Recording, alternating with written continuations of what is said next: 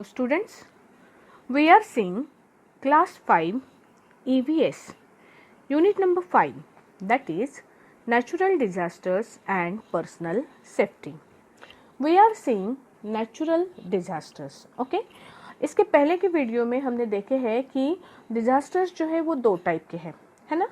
एक छोटा सा पॉइंट एक्सप्लेन करने का बाकी रह गया था, तो that we are going to explain, और उसके बाद में हम नेचुरल डिजास्टर क्या करेंगे, कंटिन्यू करेंगे। ओके, सबसे पहले हम देख रहे हैं वेदर रिलेटेड, मतलब जो डिजास्टर्स है वो वेदर रिलेटेड होते हैं और अर्थ के जो जियोलॉजिकल मतलब अर्थ के सरफेस के अंदर जो एक्टिविटीज होती है उससे रिलेटेड भी होते हैं, है ना।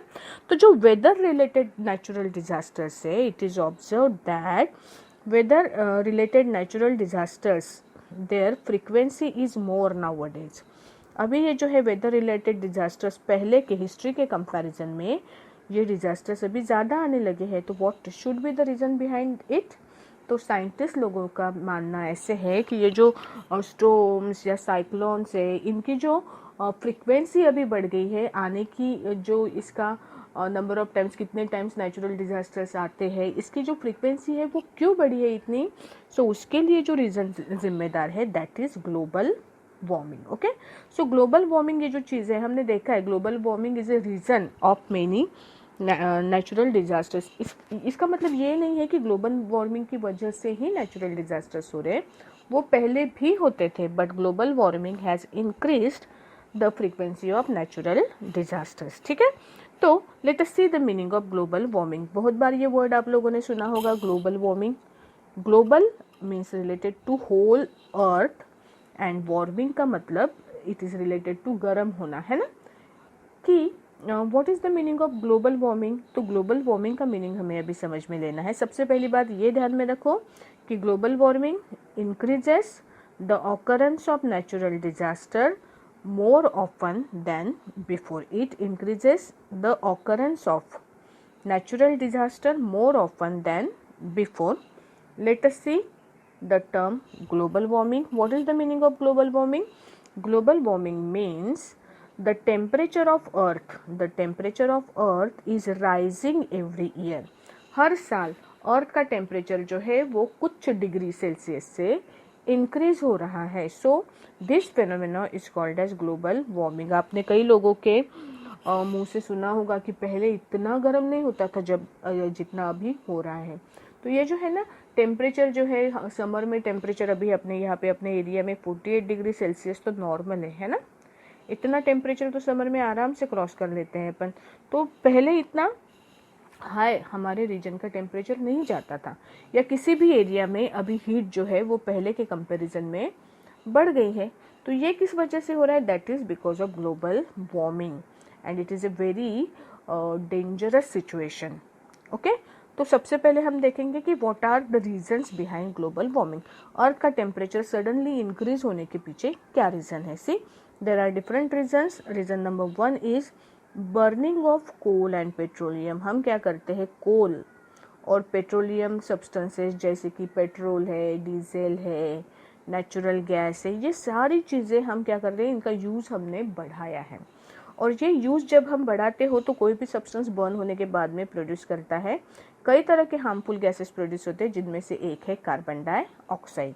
ये कार्बन डाइऑक्साइड गैस जो है इसे हम क्या ग्रीन हाउस गैस बोलते हैं। कार्बन डाइऑक्साइड, उसके बाद में सल्फर डाइऑक्साइड, नाइट्रोजन डाइऑक्साइड, ये जो गैसेस है, ये गैसेस जब एयर में मिक्स होते हैं ना, तो ये एयर ज़्यादा से ज़्यादा अमाउंट ऑफ हीट एनर्जी ये क्या करते हैं, ट्रैप करते हैं। वो हीट एनर्जी एटमॉस्फेयर में से स्पेस में रिलीज नहीं होने देते, और ज़्यादा हीट ट्रैप करने की वजह से अर्थ का टेम्परेचर बढ़ता है। Okay, so what is the reason behind it? Number 1 is burning of coal and petroleum. ठीक है, नंबर 2 इज इंडस्ट्रियलाइजेशन, मतलब जितनी ज़्यादा इंडस्ट्रीज बढ़ेंगी उतने हार्मफुल गैसेस एयर में रिलीज होंगे, उतनी ज़्यादा अमाउंट ऑफ हीट ये क्या करेंगे, ट्रैप करेंगे, है ना। और third important reason is deforestation. Deforestation means cutting down of trees. जब हम ट्रीज कट करते हैं तो ट्रीज क्या करते हैं, हमें पता है, they use carbon dioxide for making food. और अगर आपने ट्रीज कट की तो उसकी वजह से कार्बन डाइऑक्साइड जो एयर में प्रेजेंट है उसका प्रोपोर्शन कम होगा क्या, रिड्यूस होगा क्या, नहीं होगा। ओके, और that is responsible for global warming. Okay, अभी ये ग्लोबल वार्मिंग होता है, अर्थ का टेम्परेचर अगर बढ़ता है तो क्या हुआ, हम थोड़ा सा अगर एसी या कूलर लगा दे हमारे घर में तो हमारा प्रॉब्लम सॉल्व हो जाएगा, है ना। But this is not the only problem. Global warming की वजह से कई सारी डेंजरस सिचुएशंस आ सकती हैं। कौन कौन सी, let us see. There are different effects of global warming. कौन कौन से इफेक्ट है, देखो पहला effect, there is excessive rain in some region, some area, कुछ एरिया में ग्लोबल वार्मिंग की वजह से बहुत ज़्यादा रेनफॉल होता है, एक्सेसिव रेन, बहुत ज़्यादा रेनफॉल होता है। In some region there is drought, कुछ रीजन में अकाल, ड्राप गिर जाते हैं, droughts. Okay, exact opposite situation of excessive rain, जो कि एक्सेसिव रेन की वजह से फ्लड्स आ सकते हैं, नेचुरल डिजास्टर है, और ग्लोबल वार्मिंग की वजह से ड्राफ्ट्स भी आ सकते हैं, जो कि अगेन नेचुरल डिजास्टर है। Third is increase in sea level. अभी हमें पता है कि अर्थ जो है, हमारी अर्थ के जो 2 पोल्स है, पोल्स के ऊपर बहुत लार्ज क्वांटिटी में आइस स्टोर है, जिसे हम पोल्स बोलते हैं ना अर्थ के। तो ये अर्थ नॉर्थ पोल और साउथ पोल में, यहाँ पे ये जो पूरा एरिया है ना, ये बर्फ से ढका हुआ है ना। अर्थ का टेम्परेचर जब इंक्रीज होगा तो ये धीरे धीरे क्या होने लगता है, आइस पिघलने लगता है। अभी पहले इन्हें पोलर कैप्स बोला जाता था, पोलर आइस कैप्स। पहले बहुत ज़्यादा एरिया क्या था, बर्फ से ढका हुआ था, बहुत सारा आइस यहाँ पे प्रेजेंट था। बट ग्लोबल वार्मिंग की वजह से क्या हुआ, ये जो रीजन है, ये रीजन अभी कम हो गया है, मतलब अभी बहुत थोड़े से रीजन में आइस कैप्स प्रेजेंट है। और अगर ये आइस कैप पूरी की पूरी मेल्ट हो गई ना, तो फिर हमारा फ्रेश वाटर का जो सोर्स है वो क्या हो जाएगा, ख़त्म हो जाएगा। सी की जो कैपेसिटी है, वो कैपेसिटी से ज़्यादा वाटर अगर सी के अंदर चला जाएगा तो क्या होगा, जैसे अभी इंडिया का हम नीचे का पार्ट अगर कंसिडर करें, इंडिया का ऐसी है ना, हमारी पेनिनसुलर रीजन है ना यहाँ पे, तो तीनों साइड से अगर सी प्रेजेंट है, और अगर सी में ज़्यादा अमाउंट ऑफ वाटर भर जाएगा तो सी का ये जो ज़मीन का बहुत सारा हिस्सा क्या है, सी के अंदर चला जाएगा, जिसके वजह से हमारा जो लैंड है, लैंड कम हो जाएगी। ये एक इम्पोर्टेंट डेंजर है ग्लोबल वार्मिंग से होने वाला, ठीक है ना। कई सारे आइलैंड इसके वजह से डूब चुके हैं, ऑलरेडी पानी के अंदर चले गए हैं, और बाकी के अगर ये कंटिन्यू होता रहा तो धीरे धीरे मैक्सिमम लैंड जो है, जो कोस्टल रीजन है, वहाँ पे वो पानी के अंदर जाने के चांसेस हैं। हमारे मुंबई को भी खतरा है, क्यों, क्योंकि वो भी तो सी के अराउंड ही है ना। जितना भी अपना कोस्टल रीजन है वो सारा क्या है, खतरे में है because of global warming. So हम कहाँ थे, what are the effects of global warming, excessive rain in some region, droughts in other areas, increase in sea level, floodings in coastal areas, जिसकी वजह से कोस्टल एरिया में floods आ सकते हैं, and it lead to islands getting submerged in water. जो islands है, islands मतलब water, सी में जो जो स्मॉल लैंड प्रेजेंट होती है जिसके चारों ओर पानी होता है, ऐसे प्लेस को आप क्या बोलते हो, आइलैंड्स बोलते हो ना। तो there is a chance that they will get submerged into the water. These are different effects of global warming, ठीक है।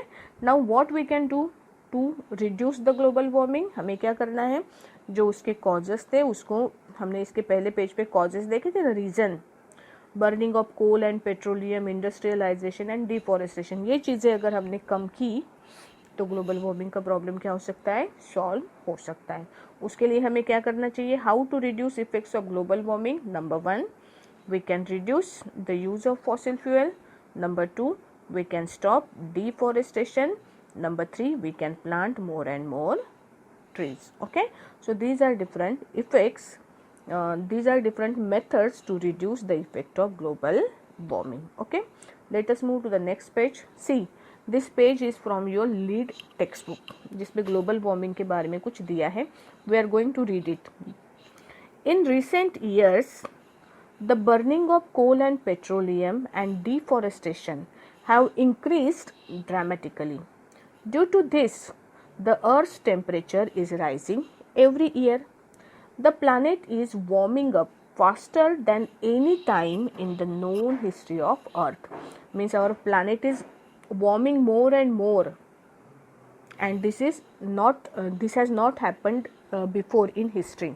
Why this is happening? Because of burning of coal and petroleum. This is called global warming, and it causes many changes in weather and climate pattern across our planet. Research indicates that global warming is causing excessive rains in some areas, droughts in others. Global warming is also increasing sea levels, leading to islands getting submerged and flooding of many coastal areas. To reduce the harmful effects of global warming, we must reduce the burning of fossil fuel, stop deforestation and plant more trees. Okay जो मैंने explain किया वो सारे points यहाँ पे दिए हुए हैं. ओके आपको रीड करते हैं.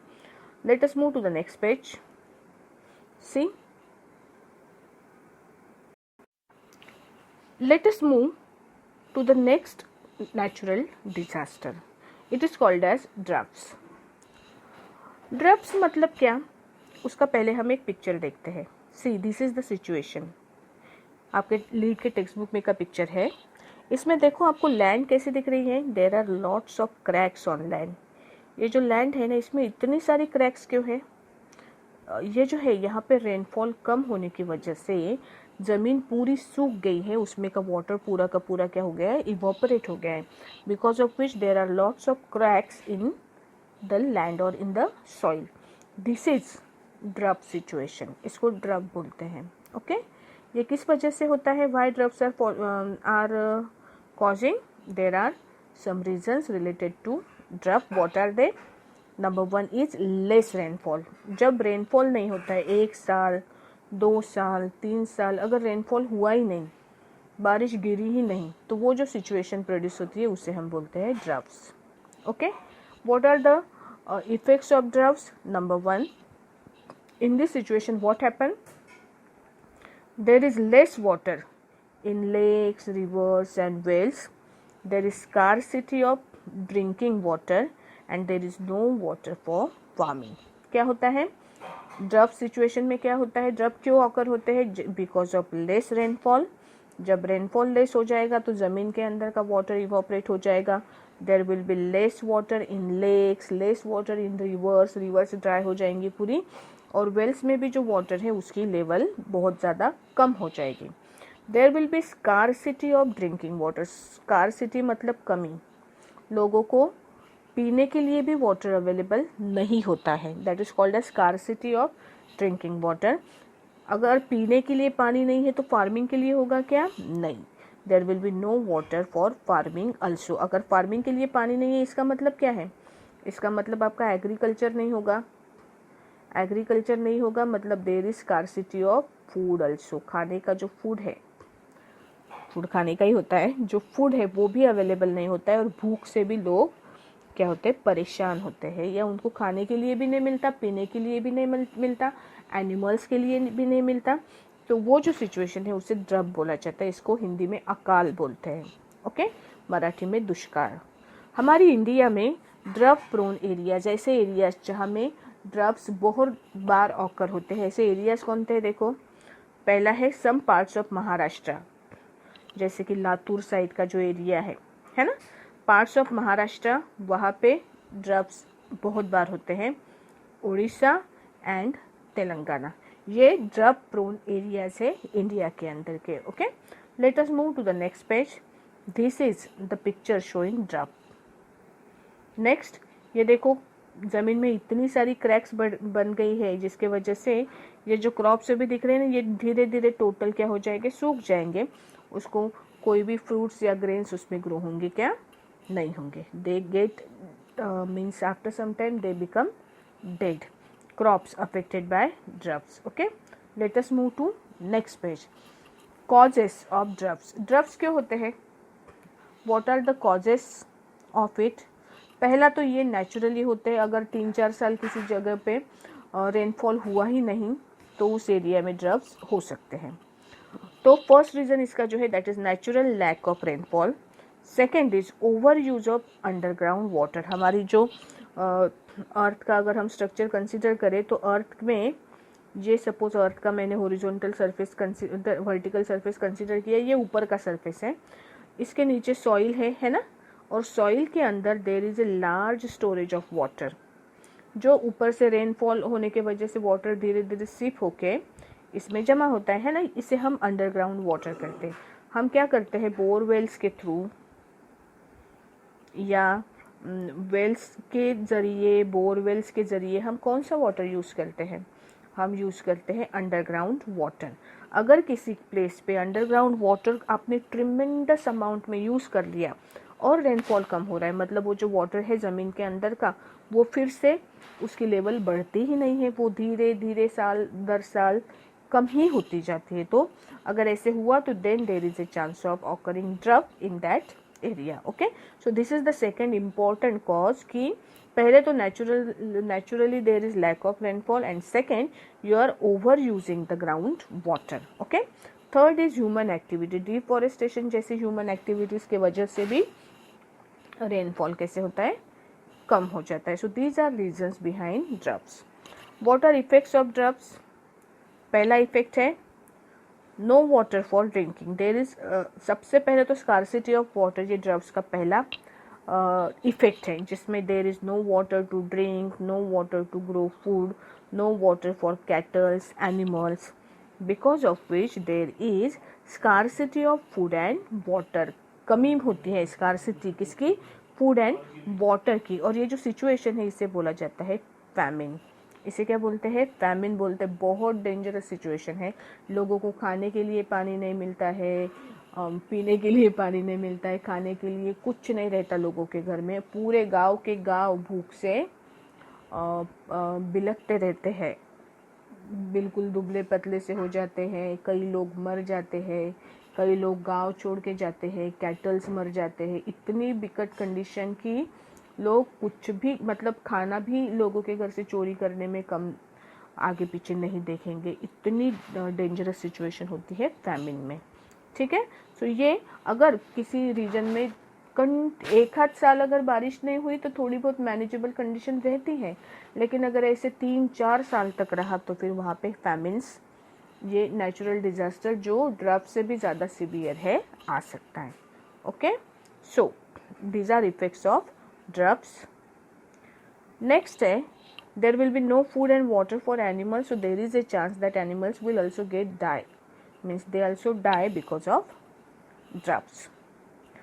How we can prevent droughts? हम उसको prevent मतलब पूरा का पूरा नहीं आएगा ड्रॉप, ऐसी सिचुएशन हम क्रिएट नहीं कर सकते हैं, लेकिन because most of their reasons are, अब बारिश कहाँ से लाएंगे आप, है ना।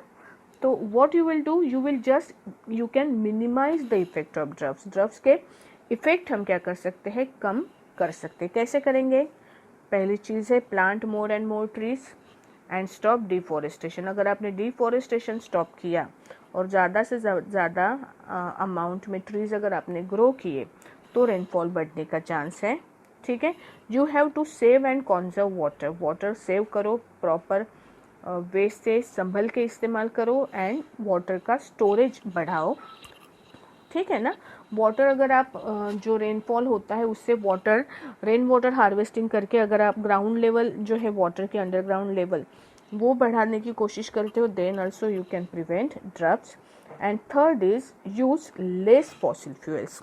जो फॉसिल फ्यूल्स हम यूज़ करते हैं अभी, पेट्रोल, डीजल, नेचुरल गैसेस, इनका कम से कम यूज़ अगर हम करें तो और ग्लोबल वार्मिंग को रिड्यूस करने की कोशिश करें, then also we can prevent droughts. Okay, so these are different methods of preventing droughts. Let us move to the next page. See, this is the situation.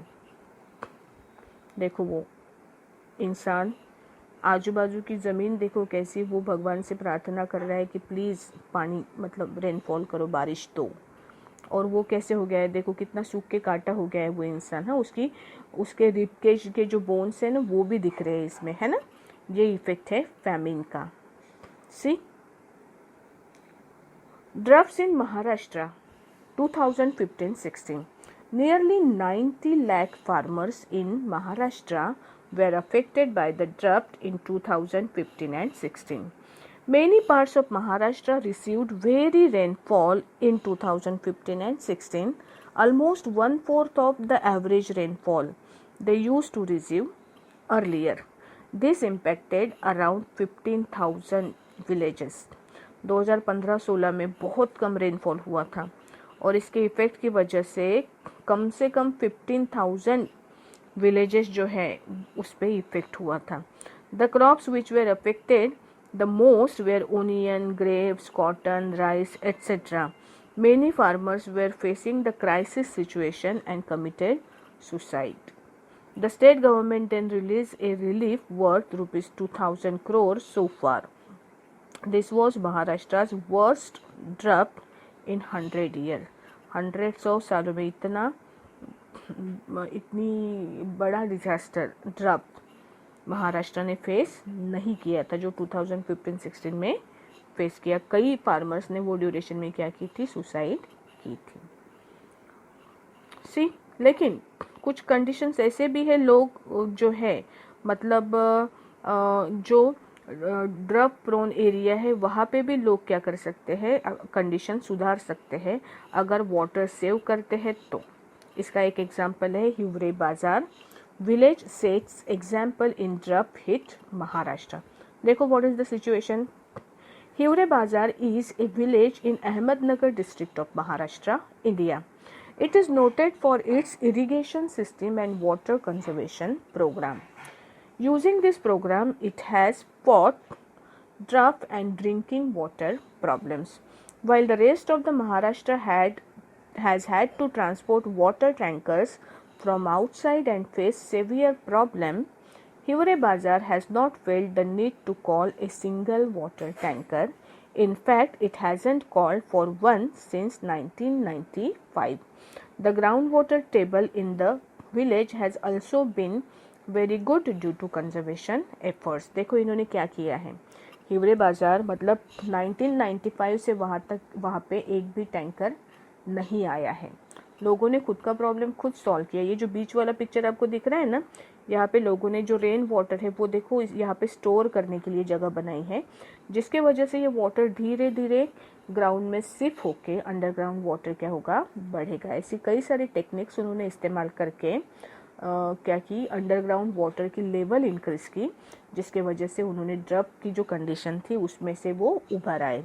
That is a very good example of village trying to overcome situations like droughts. Okay, so यहाँ पे हमने ये जो है मतलब we have seen what is drought, why that droughts occur and what are their effects and how we can solve it. Okay, ये सारे जो points जो मैंने लिख के दिए हैं मेरी हैंड राइटिंग वाले, वो आपको क्या करने हैं, नोटबुक के अंदर लिखने हैं और इसको जो लीड के बुक के में से मैंने पेजेस के फ़ोटोज़ यहाँ पे डाले हैं वो आपको क्या करना है, रीड करना है। ठीक है, बाकी का नेक्स्ट पीरियड में देखेंगे। तब तक के लिए बाय।